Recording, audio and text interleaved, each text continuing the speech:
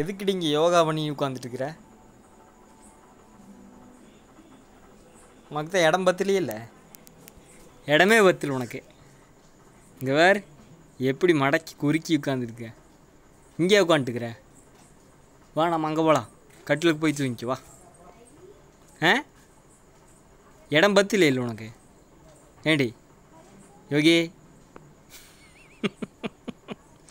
ஓடி வந்து எடுத்துட்டேன். இங்கே வந்து மூட்டை வச்சுருந்தா போதும். இடம் பத்தல இல்லை உனக்கு? ஆ இடம் பத்தல இல்லடி. எந்திரி எந்திரி யோகி, வா போகலாம், அங்கே போகலாம், அங்கே போகலாம் வா. அட வா. இங்கே எப்படி இப்படியே படுத்துட்டு இருப்பியா நைட் ஃபுல்லாக? எந்திரி மேலே வா, அங்கே போகலாம். வார். இவ்வளோ பெரிய உடம்பு உள்ள மடக்கி வச்சு இப்படி உட்காந்துட்டு வந்துருக்கிறேன். ஆ யோகா யோகா தானே யோகா, நீ தானே யோகி. போ அங்கே வா, உனக்கு நான் மெத்த ரெடி பண்ணித்தரேன். படுத்துக்கிடு. ரெடி பண்ணல? சரி ஒரு நிமிஷம் வெயிட் பண்ணு, ரெடி பண்ணி தர்றேன். ஸோ விஷயம் என்னென்னா, இது வந்து வெறும் மெத்தையாக இருக்குது. மேடமுக்கு வந்து இந்த பெட்டு மாதிரி ஒரு செட்டப் மாதிரி பண்ணி கொடுத்தா தான் தூங்குவாங்க. இன்றைக்கி பண்ணி தரலைங்கிறங்காட்டி நேராக போய் மூட்டை மேலே படுத்துட்டாங்க. துணி மூட்டை நல்லா மெத்த மாதிரி இருக்கும், அங்கே போய் படுத்து அன்றைக்கி சிம்பாலிக்காக அவங்களுடைய போராட்டத்தை வெளிப்படுத்துகிறாங்க. எப்படி நிற்கிறாங்க பாருங்கள். இது போட்டதுக்கப்புறம் தான் இப்போ மேடம் படுப்பாங்க. இப்போ பாருங்களேன். ஸோ இது வந்து யோகிங்க அம்மா கொடுத்த சால்வை கடிச்சு கிழிச்சு வச்சுருக்குறாங்க. அதனால் இதை வந்து கீழே இப்படி போட்டுடுறோம். This is layer one. ஓகேங்களா? இது வந்து எங்கள் அம்மா கொடுத்த சால்வை, நல்லா இருக்கிற சால்வை. இதை வந்து மேலே போடணும். இப்போ இதுக்கு மேலே இதை மேலே போட்டாச்சா?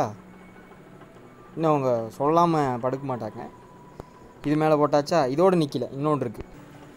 இதுக்கு மேலே இன்னொரு பெட்ஷீட் போட்டிருக்கேன். இப்போ மேடம் தூங்குறதுக்கு தயார். இப்போ எப்படி அழகாக தூங்குறாங்கன்னு பாருங்களேன். யோகி படுத்து.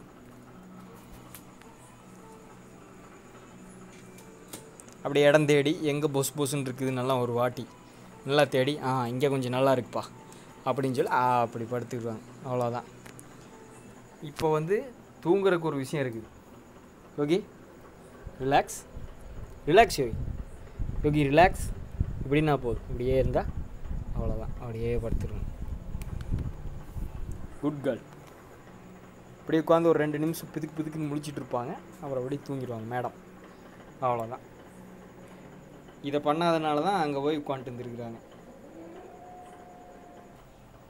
நம்மளுக்கு அந்த மாதிரி ஸ்பெஷல் ரெக்யர்மெண்ட்ஸ் எல்லாம் எதுவும் தேவையில்லை. தெளிவாக கீழே படுத்துருக்கேன். வெயில் காலம் வேறு.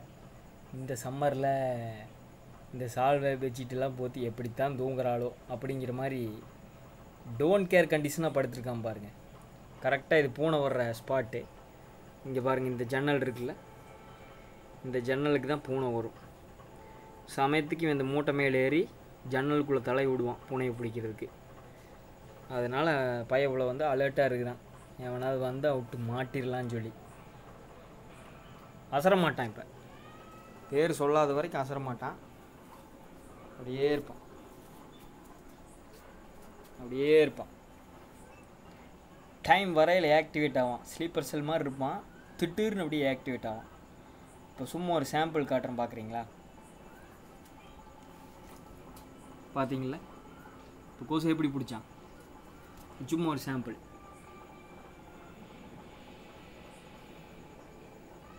பார்த்தா அப்படி அமைதியாக்குற மாதிரி இருக்கும்.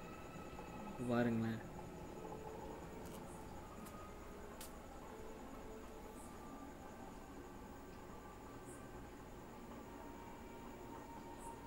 சிட்டி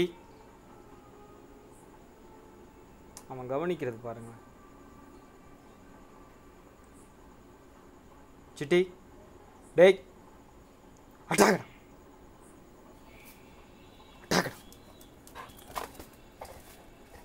தெளிவாக அந்த பூனை இருக்கான்னு தான் பார்ப்பான் ஃபஸ்ட்டு. அதுக்கடுத்து அந்த பேஸ்கெட்டுக்குள்ளே ஏதாவது இருக்கான்னு பார்ப்பான். இப்போ அடுத்து அப்படியே வீட்டுக்கு பின்னாடி போவான் பாருங்கள். சிட்டி என்னன்னு பாரு. டேய் அங்கே இல்லைடா, இங்கே பாரு. டேய் சிட்டி என்னன்னு பாரு, என்னன்னு பாரு, என்னன்னு பாரு செடி.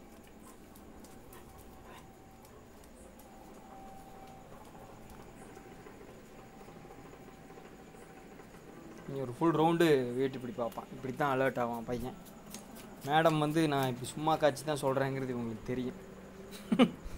அதனால் கம்முனுக்குறாங்க. இவங்களும் அதே மாதிரி தான். இப்படின்னா இங்கே இந்த இடத்துல இங்கே பார்த்தீங்கன்னா இந்த இடத்துல வந்து ஏதாவது வரும், எலியோ பெருச்சாலியோ வந்துச்சுன்னா சிட்டி இப்படி போவான், யோகி வந்து இங்கே வந்து நின்று 2 பேரும் அட்டாக் பண்ணுவாங்க. ஸோ அதெல்லாம் நான் யூடியூப்பில் ஷேர் பண்ண முடியாது. Just an explanation. ஏதாவது இருக்குதா?